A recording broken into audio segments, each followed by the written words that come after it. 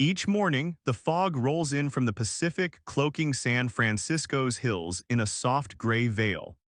Cable cars hum along their tracks, and sunlight cuts across the bay just enough to catch the glint of the Golden Gate Bridge. For visitors, the city appears cinematic, polished, prosperous, and alive with movement. It is a place long imagined as a dream destination. But just beneath this surface, another landscape emerges. In the shadow of glass towers and beside high-end storefronts, over 7,000 individuals sleep without a stable roof over their heads. Tents line freeway ramps. People gather near steaming grates for warmth. Some shelter inside vehicles, others in doorways just steps from boutique hotels. In a city where the median home price exceeds $1. 3 million, visible poverty is not an aberration, it is a constant presence. This stark juxtaposition is not new. San Francisco has long embodied contradiction, a hub of innovation that struggles with inequality. A beacon of liberal ideals where basic shelter remains inaccessible for many. The 21st century, shaped by waves of tech booms, gentrification, and a pandemic that rewrote urban life, has only deepened the divide. What was once a haven for counterculture and community has, for many, become unlivable. Why, in one of the wealthiest cities in America, do so many go unhoused? Why has the urban fabric frayed so visibly here, despite a vast safety net, progressive policy ambitions, and billions in public spending? This documentary does not seek scenic escape. Instead, it maps an inward journey, across census tracts and encampments, through public policy and economic drift, through both statistics and structural forces. It is a study in imbalance, in promises unmet, and in the everyday geography of displacement. We begin here with a city built on contrasts, and we ask the questions that follow each step. Who is allowed to remain? What does shelter mean in a city like this? And how close are we really to the people we walk past every day? If San Francisco is a city of contrasts, then nowhere is that contrast more sharply defined than in its numbers. As of early 2025, over 7,800 individuals are estimated to be experiencing homelessness within the city. This figure is striking not just for its size, but for what it reveals.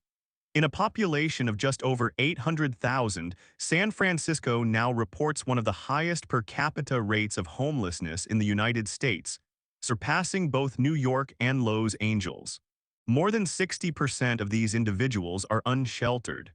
They live without the protection of formal facilities, sleeping under overpasses, in doorways, along sidewalks, and in tents that cluster beneath highway ramps. These sights have become familiar throughout the city. What was once exceptional is now routine. Makeshift shelters pressed against office buildings, plastic tarps fluttering against the backdrop of luxury condos. Contrary to popular perception, this crisis is not confined to the Tenderloin or Mission District. Encampments have expanded into Soma, the Inner Sunset, and even into the city's western neighborhoods, long considered insulated by stable housing and higher incomes. Insecurity has pushed outward, redrawing the city's map of vulnerability. The numbers also speak to deeper inequalities. Although African Americans represent less than 6% of San Francisco's total population, they account for nearly 37% of the unhoused. Latinx communities, LGBTQ+ youth, seniors, and disabled residents are similarly overrepresented. Many have deep roots in the city, but can no longer afford to stay. They are not transient. They are, in many cases, the displaced. Despite significant financial investment, over $670 million per year, averaging more than $85,000 per person experiencing homelessness. The total number of unhoused residents has remained largely unchanged for a decade. These resources fund critical services, outreach teams, shelters, mental health programs, transitional housing. But systemic challenges, fragmented governance, short-term emergency responses, and the sheer scale of need have undercut the city's ability to achieve sustainable outcomes. Public debate intensifies with each city budget cycle. Some question whether the funding is being used effectively. Others argue the crisis itself is being misunderstood. That homelessness is not only about the absence of shelter, but the absence of affordable, permanent housing paired with accessible care. For many, the real question is no longer whether the city is doing enough, but whether it is doing what works. And so we continue, not with answers, but with a necessary sense of urgency. The numbers are not abstractions. They are directional signs pointing to a structural failure, not yet resolved, in a city long believed to be a national model for progress. While the citywide count of unsheltered individuals surpasses 7,000, their distribution across neighborhoods reveals a deeper imbalance, one shaped by economic forces, zoning histories, and unequal access to resources. In San Francisco, geography is destiny, and for the city's homeless population, that geography is anything but neutral. Some areas have become almost synonymous with visible homelessness. The Tenderloin, dense and deeply urban, remains the most recognizable symbol of the crisis. Tents cluster along narrow sidewalks, sometimes within steps of city hall or tech offices. But beyond the visibility lies complexity. This neighborhood also hosts one of the highest concentrations of single-room occupancy, SRO, housing, and nonprofits in the state, creating both opportunity and strain. Just south lies Soma, south of Market, another flashpoint. Once home to light industry and warehouses, Soma is now a patchwork of luxury condos, tech campuses, and sprawling encampments. Under the steel shadows of freeway overpasses, unsheltered residents gather in temporary communities, seeking protection, privacy, or simply proximity to services. The friction here is palpable between the glass towers and the tarp shelters, between affluence and abandonment. Moving further outward, the Mission District reflects a different layer of the crisis. A historically working-class Latino neighborhood, it has seen rapid gentrification over the last decade. As rents soared and family-owned buildings sold, many long-term residents were displaced. Today, the Mission is home to a rising number of displaced youth and working individuals unable to afford the area they once called home. In Bayview, Hunters Point, the crisis takes on a quieter, more insidious form. Largely removed from the tourist eye, this southeastern corner of the city grapples with decades of systemic disinvestment and environmental injustice. Here, families live doubled or tripled up in small apartments, or in RVs parked in industrial zones with no access to sanitation. In some blocks, 4 generations now share one roof, while others inhabit converted vehicles without heat or running water. The homelessness here is less visible, but no less urgent. In contrast, the Sunset and Richmond districts, suburban in feel, foggy, and far from downtown, have remained relatively shielded from the most visible forms of the crisis. But the absence of tents here does not mean the absence of risk. It often means the crisis has gone indoors or underground, hidden behind garage doors or parked vans along the curb. In these quieter neighborhoods, space and silence protect some and expose others. Ultimately, mapping homelessness in San Francisco is not just a cartographic exercise, it is a moral and political one. Each neighborhood tells a different story of how policy, privilege, and displacement intersect. To understand this spatial imbalance, we must look deeper, not just at where homelessness happens, but at what drives it there. Understanding why homelessness persists in San Francisco requires moving beyond surface observations and into the systemic mechanics that fuel this enduring emergency.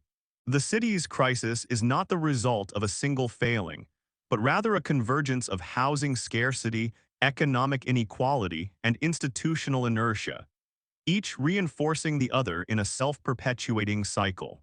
At the core lies the housing market, where a high-cost, low-access system has long outpaced the financial capacity of the city's most vulnerable. As of early 2025, the median rent hovers near $3,000 per month, while vacancy rates remain under 3%, driving up competition and pricing out even moderately stable tenants. This scarcity has deep roots in long-standing zoning restrictions that limit the construction of affordable, high-density housing, as well as the influx of capital tied to the city's tech-driven economic boom. New developments often cater to affluent buyers, further exacerbating the gap. The economic picture further compounds this pressure. For many working residents, wages have failed to keep up with the cost of living. A full-time worker earning $20 per hour earns about $3,400 before taxes, barely enough to afford rent, let alone food, transportation, or health care. For those employed in the gig economy, the instability is greater still. Unpredictable hours, lack of benefits, and no safety net have made financial resilience nearly impossible. The COVID-19 pandemic, while largely subsided, left behind lasting effects. Depleted savings, health complications, and disrupted employment patterns that have yet to fully recover. Beyond housing and wages lies a more opaque, yet equally critical layer.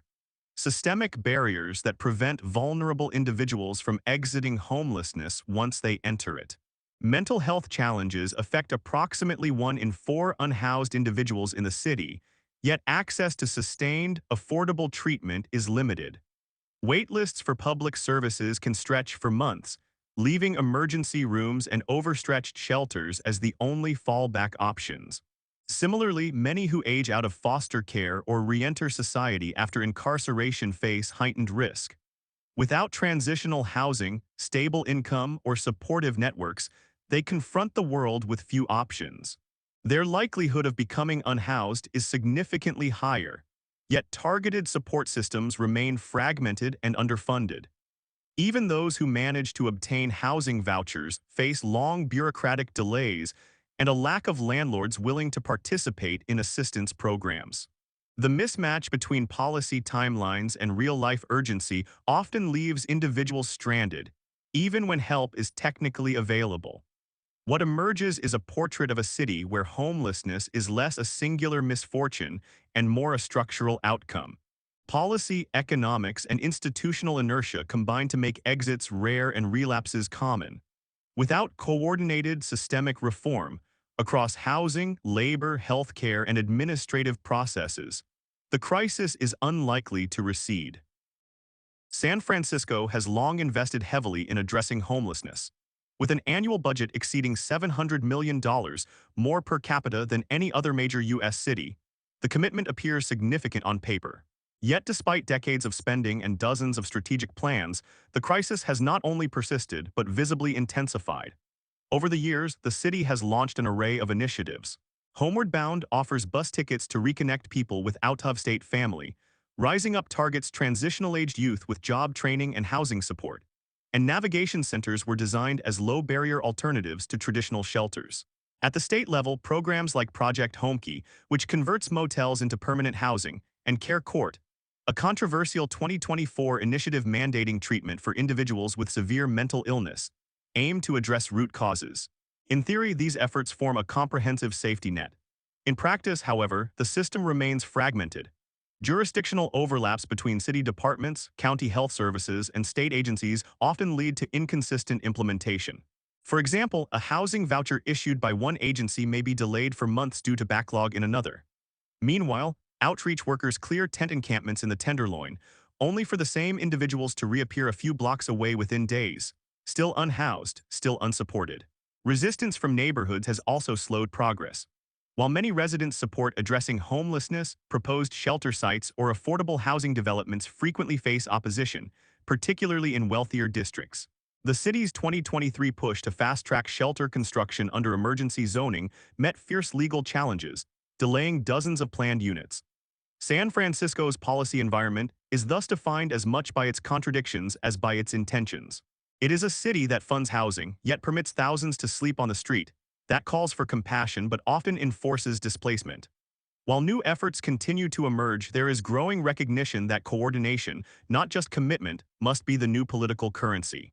As public systems struggle to find cohesion, another force has stepped forward to fill the gaps: the community itself. In the absence of sweeping solutions, grassroots action has become the city's most agile response. In a city where public systems often falter under the weight of bureaucracy and political friction, Community-led responses have emerged as nimble, compassionate, and, at times, remarkably effective alternatives.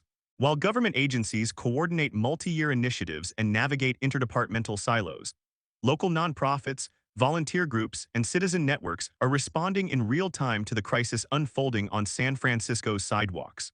Organizations like Coalition on Homelessness, founded in 1987, operate as both service providers and advocates. Beyond distributing hygiene kits and offering shelter referrals, they amplify the voices of those directly affected through publications like Street Sheet, written and sold by people experiencing homelessness themselves. These grassroots platforms not only offer income, but also restore a sense of agency and visibility in a city where the unhoused are so often ignored. Faith-based groups have also played a pivotal role. In the Mission District, churches open their doors as pop-up shelters during the coldest nights, while mosques and synagogues provide meals and clothing through interfaith food banks. These informal networks, untethered from the delays of municipal funding cycles, often deliver support when it is needed most, immediately and without condition. At the neighborhood level, mutual aid collectives, many born out of the COVID-19 pandemic, continue to operate food pantries, distribute Narcan kits, and offer temporary lodging through couchsurfing arrangements. Some, like Radical Empathy Collective, focus on trauma-informed outreach, prioritizing consent and trust building with individuals who have grown wary of formal institutions. Even within San Francisco's tech sector, often blamed for gentrification and housing displacement, pockets of response have emerged. A small but growing number of startups donate to housing nonprofits or develop platforms to streamline access to services, from shelter vacancies to mental health appointments. These digital tools, while no substitute for structural reform, offer a glimpse into what innovation might look like when paired with accountability. However, community efforts are not without limitations. Volunteers face burnout. Nonprofits navigate unstable funding streams and restrictive grant conditions. And many rely on temporary fixes, blankets, tents, hot meals, without the infrastructure to address long-term housing stability. Still, their work fills critical voids in the city's fragmented safety net. More than anything, these efforts remind us that solutions need not be monumental to matter. A hot shower, a charged phone, a human conversation free of judgment. These are the building blocks of dignity that no policy can legislate into existence. In the quiet persistence of volunteers and the resourcefulness of peer-led networks, San Francisco reveals not only the scale of its crisis, but also the depth of its collective resolve. As we turn next to the wider implications, on public space, transit, and urban life, we must ask, how does a city adapt when the line between housed and unhoused is no longer confined to the margins? San Francisco has long prided itself on progressive ideals, innovation, and cultural openness. Yet as one traverses its steep hills and eclectic neighborhoods, a more fractured urban portrait comes into view. One defined not just by income brackets or zip codes, but by two fundamentally different experiences of the same city. On one end stands the polished facade of prosperity. Victorian homes in Pacific Heights with unobstructed views of the bay, boutique cafes in Hayes Valley offering single-origin espresso at $6 a cup, and corporate tech campuses with curated amenities that blur the line between work and lifestyle. These enclaves operate with a kind of structural immunity to the city's social unraveling. Sidewalks are clean, police presence is discreet but immediate. Homelessness, when visible at all, is managed, redirected, concealed, displaced. In stark contrast, mere blocks away, the Tenderloin and parts of Soma present an alternate urban reality. Streets lined with tents, clusters of people gathered around church food pantries, open drug use, and mental health crises playing out in full public view. In these zones, the city's failures aren't hidden, they are ambient. Here, the sidewalk is not merely a pathway but a living space, a social arena, a place of survival and vulnerability. This is not just an aesthetic divide, it is a philosophical one. San Francisco's urban geography, in effect, becomes a moral map. The placement of shelters, the zoning of supportive housing, and even the routing of public transportation all reflect deeper decisions about who belongs where and who is left out. Complaints from housed residents frequently dictate where encampments are cleared, often with no viable alternatives for those displaced. Meanwhile, high-rise developments flourish with affordable units priced far beyond reach for many working families. Public space, once conceived as shared civic ground, has become a contested frontier. Parks are fenced off. BART stations hire private security. Benches are designed with metal dividers to prevent people from lying down.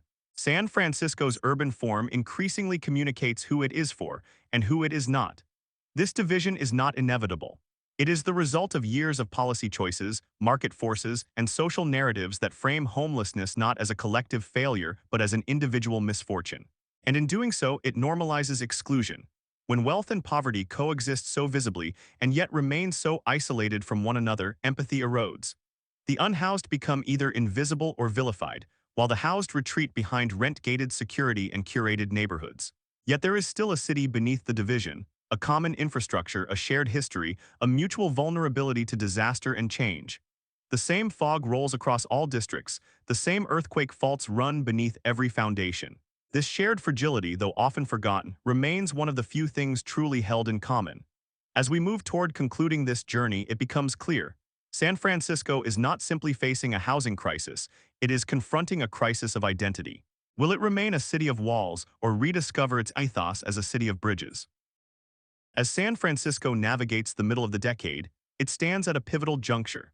The choices made in the next few years will not merely shape budgets or housing plans.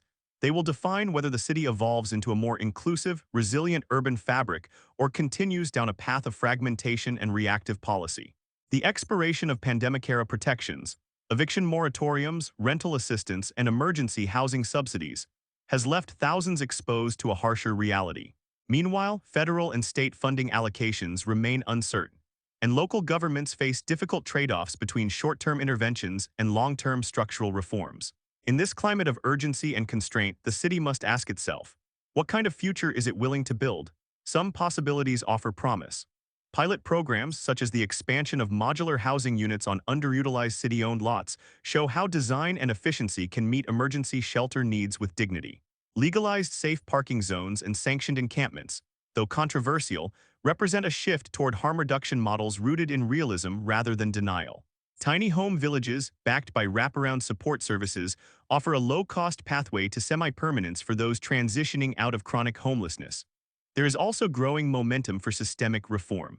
Policy advocates are pushing for zoning changes to allow more multifamily construction in historically exclusionary neighborhoods. Others champion a regional approach, recognizing that the housing crisis does not stop at San Francisco's borders. Coordinated strategies with neighboring cities like Oakland and Dali City are increasingly seen as essential for meaningful impact. Still, progress remains fragile. The city's Department of Homelessness and Supportive Housing continues to face criticism over inefficiency and opaque performance metrics. Waitlists for housing vouchers stretch months, sometimes years. Community resistance to new shelters remains a powerful force, fueled by public fear, misinformation, or frustration. In some neighborhoods, proposed projects are delayed indefinitely due to litigation or political deadlock. The future of San Francisco's homelessness response may depend less on any single program and more on the city's willingness to realign its values with its policies. Are residents and leaders prepared to accept the trade-offs of deeper investment, financial, spatial, and emotional? Will housing be treated as a right, or continue to operate as a commodity subject to market volatility? Perhaps most importantly, can the city foster a narrative that doesn't pit compassion against order or inclusion against safety? The path forward must embrace complexity. No singular solution will suffice. But by weaving together data-driven planning, community engagement, scalable housing, and accessible services, a more balanced and humane urban future is possible. 2025 is not an end, it is a threshold. The crisis, if left to inertia, will deepen. But if approached with clarity and collective will, San Francisco can begin the difficult but necessary work of becoming not just a city of innovation, but one of integrity. As we draw this journey to a close, it is worth taking a breath, not to disengage, but to reflect with care. San Francisco, a city that has long symbolized innovation, beauty, and social progress, now finds itself burdened by a crisis that challenges its core identity. Between the gleaming skyline and the sidewalks lined with tents, a chasm has opened, one that cannot be bridged by slogans or seasonal programs alone. This report has outlined the contours of the homelessness crisis through numbers, neighborhoods, causes, and interventions. But what lingers most are not the figures, but the contrasts. A tech executive stepping into a self-driving car while 1 block away, a woman unrolls a sleeping bag on the cold pavement. A city praised globally for creativity, yet still struggling to house its own. These contrasts ask difficult questions of all who live, govern, or care about this place. What kind of community do we aspire to build? What does it mean to thrive when thousands survive day-to-day in public spaces? And how can a city truly be progressive if it leaves its most vulnerable behind? Solutions are possible, but they require more than funding or plans. They require imagination rooted in empathy, a willingness to listen, especially to those most affected, a long view that sees housing not as a reward for the deserving, but as a foundation for dignity and participation. And above all, the courage to act not just when it is convenient, but when it is necessary. In this pause between data and decision, crisis and reform, there is an opportunity to step back not in retreat but in contemplation, to see the issue not merely as a policy problem but as a mirror, to recognize, perhaps uncomfortably, that the city's homelessness crisis is not an aberration. It is a reflection of accumulated choices, some made in offices, others by silence. What happens next is not yet written, but the question remains, if not now, when? Let this be more than a report. Let it be a prompt, a lens, a quiet call for alignment between our vision of a just city and the reality we walk through each day.